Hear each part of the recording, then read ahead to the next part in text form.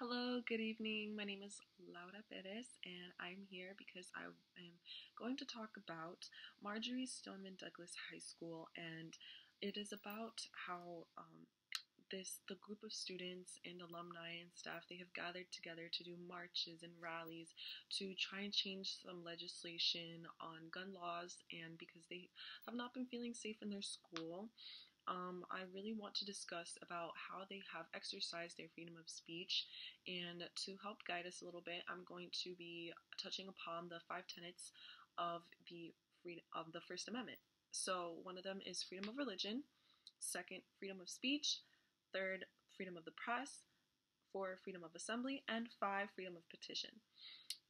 One of my sources that I've used to help me better understand the whole movement that had gone on nationally, hashtag MSD Strong documentary. It was uploaded by Eric Garner on YouTube and created by the students of WMSD TV at Marjorie Stoneman Douglas High School.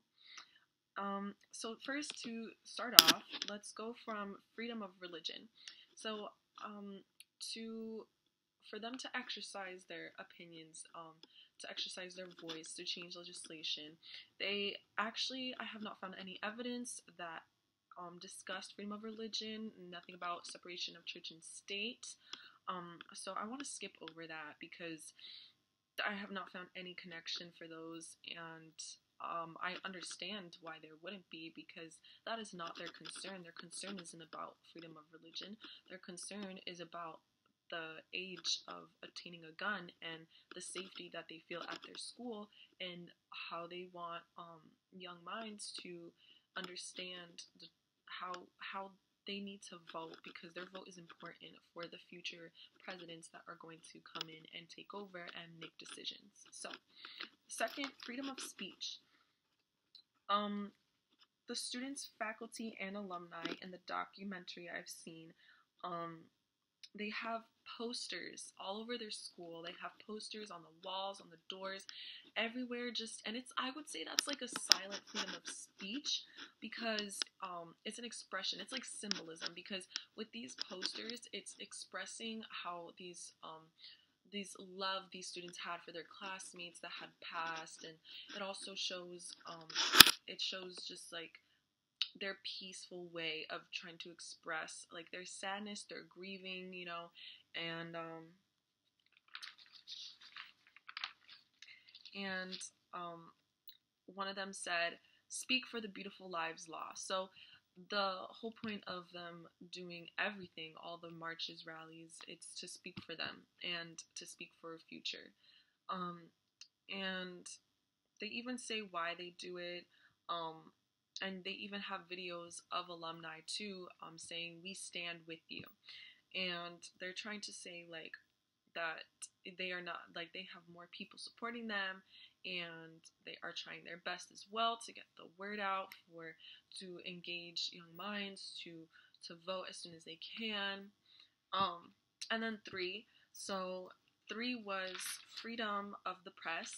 And so I actually found an article on Washington Post. It's titled, "People Need to Listen to Us. Demonstrators Gather Around the U.S. to Protest Gun Violence." And so in this article, it establishes people from around the world. Like they get news from people around the world who are organizing their own rallies and marches, and a lot of quotes from people who have expressed how they feel marching for the 17 angels, staying silent while they walk, so that way they can just commemorate them. And this coincides for freedom of press to me, because press is allowed to, like journalists, writers, they are allowed to record this. They are allowed to put this in social media, put it on their websites, and to make people more knowledgeable of what's going on around the world, what kind of actions are being made. And also students using social media to help connect to other people. That is a way of freedom of press.